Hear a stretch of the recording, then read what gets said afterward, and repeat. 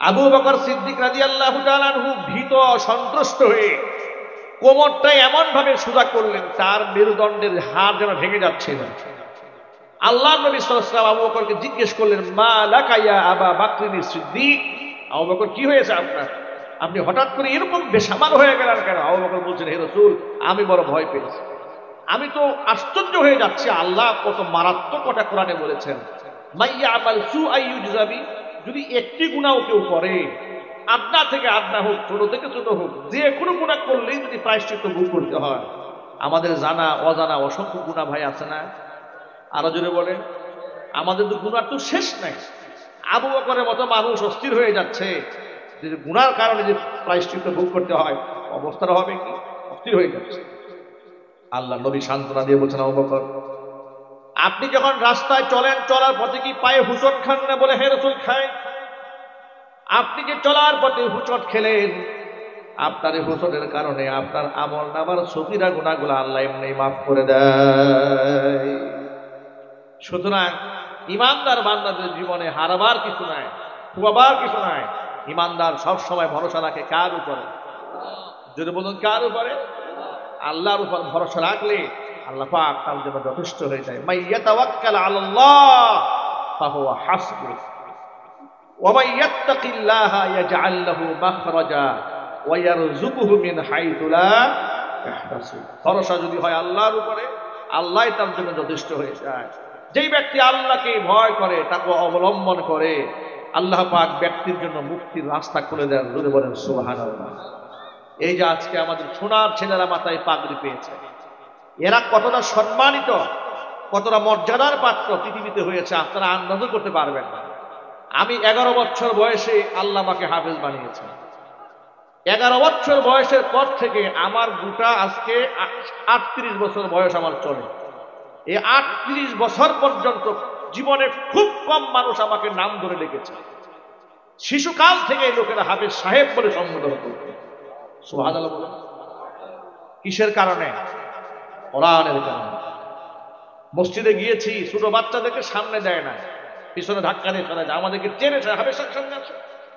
কোন মজলিসে গিয়ে, শিশুকালে গিয়েছি, হাফেজ হয়েছি মাত্র, মজলিসে গিয়েছি, এই হুজুরকে বসতে দাও, হুজুর বলে সম্বোধন করেছে। বাবার বয়সের লোকেরা, দাদার বয়সের লোকেরা, নানার বয়সের লোকেরা আপনি বলে সম্বোধন করেছেন। এখনো পর্যন্ত অনেক উস্তাদেরা আপনি বলে সম্বোধন করেন। সুবহানাল্লাহ বলবেন না? কোরআনের সম্মানে মানুষকে আল্লাহ পাক সম্মানিত করেন। সাহাবায়ে কেরাম রাদিয়াল্লাহু তাআলা আনহুম আজমাইন, তাদের মধ্যে একজন সাহাবীর নাম ছিল উবাই ইবনে কাব রাদিয়াল্লাহু তাআলা। তিনি প্রসিদ্ধ ছিলেন কাতিবে ওহী হিসেবে। কোরআনে কারীম নাযিল হলে লিখে যারা সংরক্ষণ করতেন, তাদের মধ্যে বিখ্যাত একজন ব্যক্তির নাম হচ্ছে উবাই ইবনে কাব। উবাই ইবনে কাবকে রাসূল সাল্লাল্লাহু আলাইহি ওয়াসাল্লাম একদিন ডেকে বলছেন, উবাই, আমারানি আন আকরা আলাইকা লাম ইয়াকুনিল লাযীনা কাফারু মিন আহলিল কিতাব, আল্লাহ আমাকে হুকুম করেছে আমি যেন তোমার কোরআন তেলাওয়াত করে শোনাই। সুবহানাল্লাহ বাড়ি গিয়ে বলবেন, একটু বোঝার চেষ্টা করেন।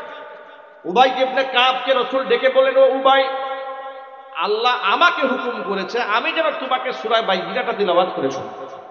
উবাই ইবনে কাব এখান থেকে পয়েন্ট একটা বের করে ফেলেছে। তিনি বলেন, হে রাসূল, আওয়া সাম্মানি ইয়া রাসূলুল্লাহ, আল্লাহ যে আমাকে শোনাতে বলেছে, আল্লাহকে আমার নাম বলছে নাকি? সুবহানাল্লাহ বলবেন না? যে আল্লাহর জবানে কি আমার নাম উঠেছে? রাসূল বলে, হ্যাঁ, আল্লাহ তোমার নাম ধরে বলেছে। চিল্লায় বলেন আল্লাহু আকবার।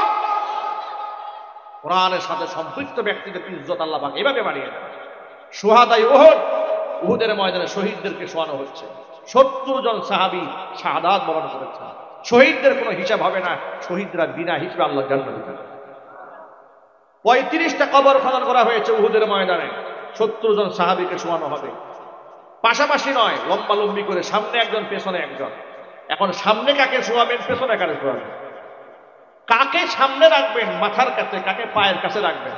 শহীদদেরকে কবরে শোয়াবার ক্ষেত্রে রাসূল উপস্থিত সাহাবীদের কাছ থেকে মতামত শুনতে চাচ্ছেন। সাহাবীরা বলো তো, এই দুইজন যাকে এই কবরে শোয়ানো হবে, এই দুজনের মধ্যে তুলনামূলকভাবে কোরআন তেলাওয়াত বেশি পারদর্শিতার সাথে কে তেলাওয়াত করতে পারবে? সাহাবায়ে কেরাম বলতেন, হে রাসূল, ইনার তুলনায় ইনি একটু বেশি ভালো তেলাওয়াত করতে জানতেন। যার ব্যাপারে সাহাবায়ে কেরাম ঘোষণা করতেন ইনি কোরআনটা বেশি ভালো জানতেন, শহীদদের মধ্যে ক্লাসিফিকেশন করে তাকে আল্লাহ নবী মাথার কাছে শোয়ার স্থান করে দিয়েছেন। শহীদদের মধ্যে কোরআন দিয়ে বিভাজন করেছেন মুহাম্মদ রাসূলুল্লাহ সাল্লাল্লাহু আলাইহি ওয়াসাল্লাম। কিয়ামতের দিন দেখুন আমাদের দেশে বিশ্ববিদ্যালয়গুলোতে কিংবা গোটা পৃথিবীর বিশ্ববিদ্যালয়গুলোতে, হার্ভার্ড, ক্যামব্রিজ, ঢাকা ইউনিভার্সিটি, এই সমস্ত বিশ্ববিদ্যালয়গুলো থেকে যখন মানুষ স্নাতকোত্তর ডিগ্রি অর্জন করে, অনার্স কমপ্লিট করে, মাস্টার্স ডিগ্রি কমপ্লিট করে, পিএইচডি হোল্ডার হয়, তখন তাদেরকে বিশ্ববিদ্যালয় কর্তৃপক্ষ গাউন পরায়, পরে না ভাই? গাউন পরায়, মাথার মধ্যে ক্যাপ পরায়। গাউন পরে তাদেরকে সম্মাননা দেওয়া হয়েছে, মাথার মধ্যে ক্যাপ পরিয়ে সম্মাননা দেওয়া হয়েছে। কিয়ামতের দিন আল্লাহ রাব্বুল আলামিন কোরআনে কারীমের হাফেজ এদের বাবা মাকে বেহেশতি গাউন পরাবে। আরো আসতে বেহেশতি গাউনটা আমাদের এই দুনিয়ার প্লাস্টিকের কাপড়ের গাউন নয়। কেমন গাউন? হাদিস থেকে শোনাচ্ছি। হাদিস শরীফের মধ্যে এসেছে ওয়ায়ুকসা হুল্লাতাইন লা তাকুমু লাহুমাদ দুনিয়া, এমন দুটা দামি পোশাক বাবা মাকে উঠায় দেওয়া হবে, এমন গাউন পরায় দেওয়া হবে, পৃথিবী বিক্রি করলেও গাউনের মূল্য দেওয়া সম্ভব হবে না। তারা অবাক বিস্ময়ে আল্লাহকে জিজ্ঞেস করবেন, বিমা কাসাইতানা, আল্লাহ এই পোশাক তুমি কেন পরালে আমাদেরকে? এত সম্মানের পোশাক, এত দামি পোশাক, আমাদের মতো আদনা মানুষ পৃথিবী বিক্রি করলে যে পোশাকের মূল্য হয় না। চিল্লায় বলো আল্লাহু আকবার। আল্লাহ পাক বলবেন ফায়ুকালু লাহুমা, বাবা মাকে বলা হবে বিআখদি ওয়ালাদিকুমাল কোরআন, তোমাদের সন্তানরা কোরআন পড়েছিল না? বলে হ্যাঁ পড়েছিল। কোরআনে কারীম তোমার সন্তানরা পড়েছে, সেই সম্মানে আজকে তোমাদেরকে বেহেশতি এই দামি গাউন পরে দেওয়া হয়েছে। বাবা মাও সম্মানিত হবে। বাবা মা শুধু পরকালেই সম্মানিত হয় না, দুনিয়াতেও সম্মানিত হয়। সুবহানাল্লাহ বলবেন না? আল্লাহু আকবার বলেন। আজকে এই যে আজকের কথা বলি, আজকে কয় তারিখ?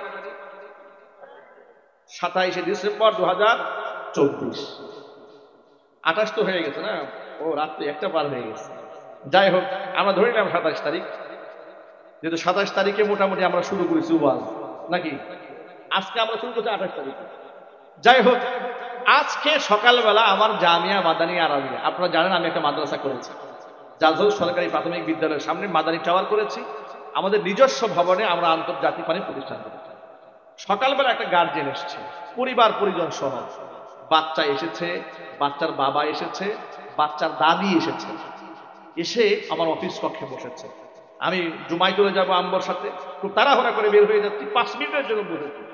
বসার পরে ওই যে দাদি মুরব্বী, উনি সামনে আসছে, বয়স্ক মানুষ, হিজাব করা, পর্দা করা, আসছে সামনে।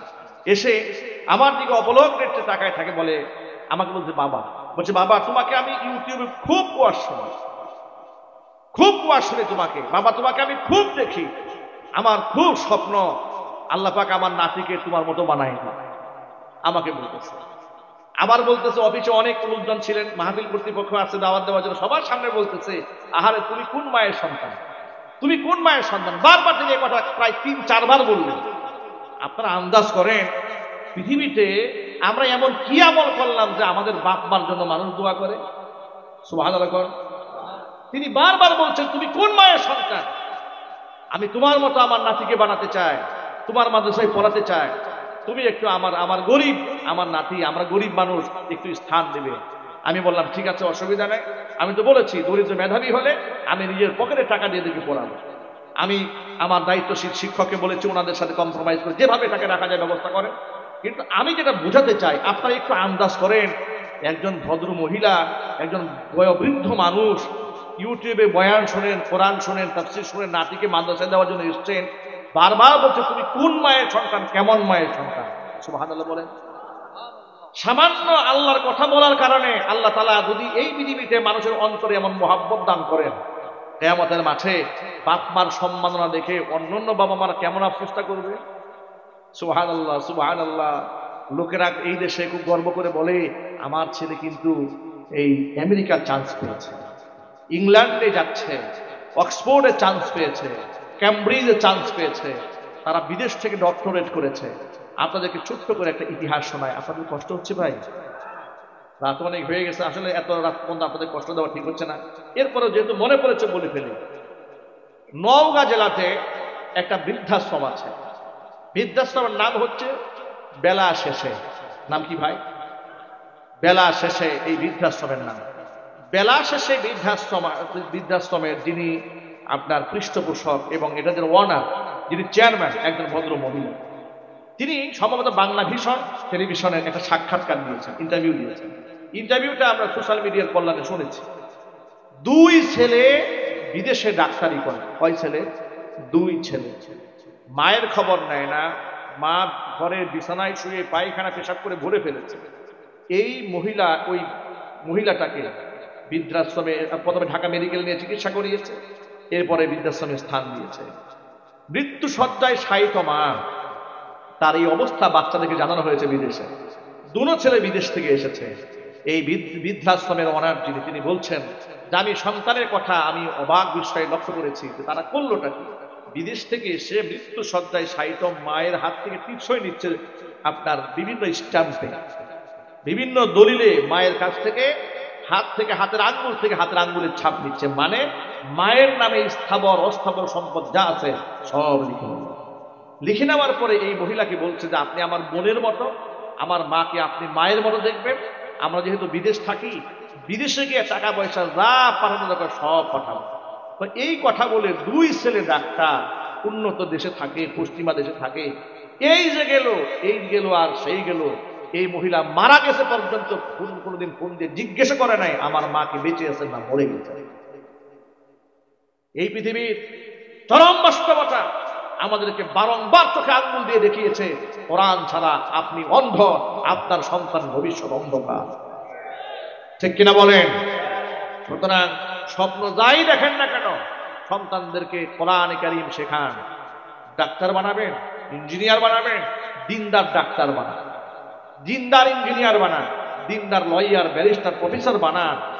দেশ উন্নত হবে, রাষ্ট্র উন্নত হবে, আপনি সম্মানিত হবেন, দুনিয়াতে সম্মানিত হবেন, সম্মানিত হবেন আখিরাতে। কিন্তু কোরআনহীন, দ্বীনহীন, ইসলাম বাদ দিয়ে একেবারে সেকুলারিজমকে বিশ্বাস করে পশ্চিমাদার ধাঁচে ছোট্ট বাচ্চাদেরকে, মেয়েদেরকে হাফ প্যান্ট পরাবেন, জিন্সের প্যান্ট পরাবেন, ফতুয়া গায়ে দিয়ে মার্কেটে ছেড়ে দেবেন, কপালে ঝাড়ুর বাড়ি আছে। ঠিক কিনা জেনে বলতে হবে, ঝাড়ুর বাড়ি আছে। ওই সেনাবাহিনীর যৌথ অভিযান যখন চলছে, এয়ারপোর্টে এক ভদ্র মহিলার গাড়ি সার্চ করেছে। মহিলা ড্রিঙ্কস করছে, মদ্যপান করছে। সেনাবাহিনী অফিসার বের করেছে, দেখে মদের বোতল সহ। মহিলা বলে আমাকে হ্যারাসমেন্ট করছেন কেন? আমি তো মদ খাচ্ছি, আমার লাইসেন্স আছে। খুব গর্বের সাথে বলছে আপনি আমাকে হ্যারাসমেন্ট করছেন কেন? আমি মদ খাচ্ছি, আমার লাইসেন্স আছে।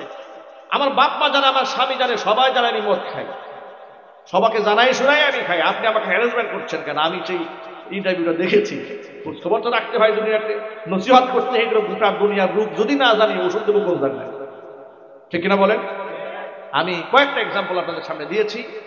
আমি এটা বোঝাতে চেয়েছি, এই যে আমাদের সন্তানরা আজকে হাফেজ করানো হয়েছে, ইনশাআল্লাহ এই সন্তানরা বাপ মার চোখের শীতলতা হবে। ইনশাআল্লাহ বলেন। আমরা চাই না আমাদের সন্তানরা চোখের শীতলতা হোক, আমরা চাই না আমাদের সন্তানরা ইয়াবা সেবন করুক, গাঁজা সেবন করুক, তারা কিশোর গ্যাংয়ের সদস্য হোক, সন্ত্রাস হোক, গুন্ডা মাস্তান হোক। এটা কি আমরা চাই? না, আমরা এটা চাই। আমরা আদর্শ সন্তান চাই, যে সন্তান দুনিয়াতেও আমার সম্মান বয়ে আনবে, আখিরাতেও সম্মান বয়ে আনবে। আল্লাহ রাব্বুল আলামিন আমাদের সন্তানদেরকে 30 পারা করা হাফেজ হিসেবে কবুল করেন, আলেমে দ্বীন হওয়ার তৌফিক দান করেন। এই গভীর রাত পর্যন্ত যত মানুষ জেগেছিলেন, আমি আপনাদের চেহারার মধ্যে ক্লান্তির ছাপ দেখতে পাচ্ছি না। এখনো পর্যন্ত আপনাদের চেহারার মধ্যে কোরআন শোনার যে প্রচন্ড আকর্ষণ দেখতে পাচ্ছি, আল্লাহ পাক যেন এই আকর্ষণে সকলে নাজাতের ফয়সালা করে দেন। যখন আল্লাহুম্মা আমিন। ইস্তিগফার ওয়া নাস্তাগফিরুল্লাহ, আস্তাগফিরুল্লাহ রাব্বি মিন কুল্লি যামবিন ওয়া আতুবু ইলাইহি ওয়া লা হাওলা ওয়া লা কুওয়াতা ইল্লা বিল্লাহিল আলিয়্যিল আযীম। শাহিদা বেগম মৃত, দোয়া চেয়েছেন, আমরা দোয়া করি আল্লাহ পাক তার কবরটাকে বেহেশতের বাগান বানান। নুরুল হক হাওলাদার মৃত, আল্লাহ পাক তার কবরটাকে বেহেশতের বাগান বানান। আফসারউদ্দিন হাওলাদার মৃত। রমি মৃত। ইয়াসিতাই শিল্পী বলো না মরে, গান গাই বলিতাই শিল্পী বলো না মরে, শিল্পী তো নয় মোর পরিচয়, কোরআনের কর্মী তো বড় পরিচয় আমার, কোরআন কুরআনের কর্মী তো বড় পরিচয়। আমার গানের মাঝে খুঁজে নাও ব্যথিতেরই কথা, আমার গানের মাঝে খুঁজো না সুরের শুধু সুধা, আমার গানের মাঝে খুঁজে নাও ব্যথিতেরই কথা, আমার গানের মাঝে খুঁজো না সুরের শুধু সুধা। আমি গানে গানে সুরে সুরে মানবতা চাই, আমি গানে গানে সুরে সুরে মানবতা চাই, আমি গান গাই বলি তাই শিল্পী বলো না মোরে, গান গাই বলি তাই শিল্পী বলো না মোরে, শিল্পী তো নয় মোর পরিচয়, কুরআনের কর্মী তো বড় পরিচয় আমার, কুরআনের কর্মী তো বড় পরিচয় আমার, কুরআনের কর্মী তো বড় পরিচয়। ربنا ظلمنا أنفسنا وإن لم تغفر لنا وترحمنا لنكونن من الخاسرين ربنا لا تزغ قلوبنا بعد إذ هديتنا وهب لنا من لدنك رحمة إنك أنت الوهاب رب العالمين রহমতের নজর দিয়ে তাকিয়ে দেখো আমরা গুনাহগার, গভীর রজনী পর্যন্ত কোরআন সুন্নাহ থেকে আলোচনা করে তোমার বান্দা বান্দীদেরকে নিয়ে বড় আশা নিয়ে তোমার শাহী দরবারে হাত দুখানা বাড়িয়ে দিয়েছি। মেহেরবানি করে আলোচনার ভুল বিয়াদবি ক্ষমা করে সাওয়াবের হাতিয়াটুকুন কবুল করে মঞ্জুর করে সোনার মদিনায় তোমার হাবিবের রওজা মুবারক পৌঁছিয়ে দাও। তামাম পৃথিবীর মাটির নিচে যত মুমিন মুমিনাত মুসলিমিন মুসলিমাত চিরবিদায় হয়ে চলে গেছেন তাদের আরওয়াহের উপরে সাওয়াবের হাদিয়াগুলো পৌঁছিয়ে দাও। আমাদের মা বাপ যাদের দুনিয়ার জমিন থেকে চলে গেছেন মা বাবার কবরগুলোকে জান্নাতের টুকরায় পরিণত করে দাও। আত্মীয় স্বজনের কবর আযাব কিয়ামত পর্যন্ত বন্ধ করে দাও।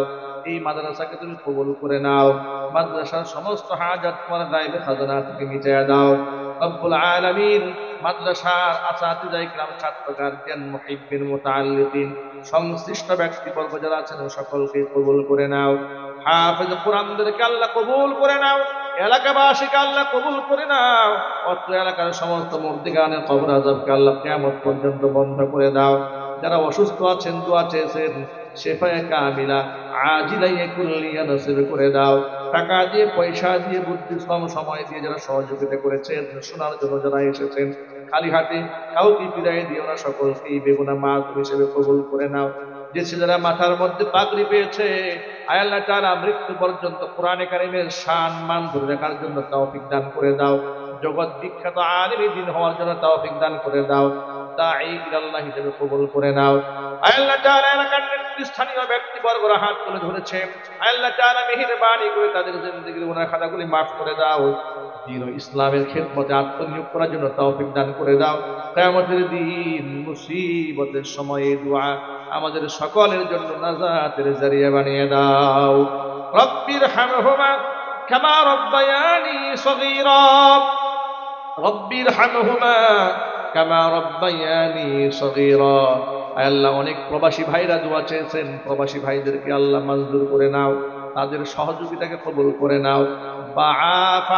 আফিয়াত বা সালামাত বসবাস করার জন্য তৌফিক দান করে দাও। আয় আল্লাহ অনেক ভাই বোনেরা দোয়া চেয়েছেন, পেরেশানির মধ্যে আছে, পেরেশানি দূরীভূত করে দাও। তাকাব্বাল মিন্না ইন্নাকা আনতাস সামিউল আলিম ওয়া তুব আলাইনা ইন্নাকা আনতাত তাওয়াবুর রহিম। সুবহানা রাব্বিকা রাব্বিল ইজ্জাতি আম্মা ইয়াসিফুন ওয়া সালামুন আলাল মুরসালিন ওয়ালহামদুলিল্লাহি রাব্বিল আলামিন। ওয়াজআল আখিরা কালিমাতিনা ইনদাল মাউতি লা ইলাহা ইল্লাল্লাহু মুহাম্মাদুর রাসূলুল্লাহ।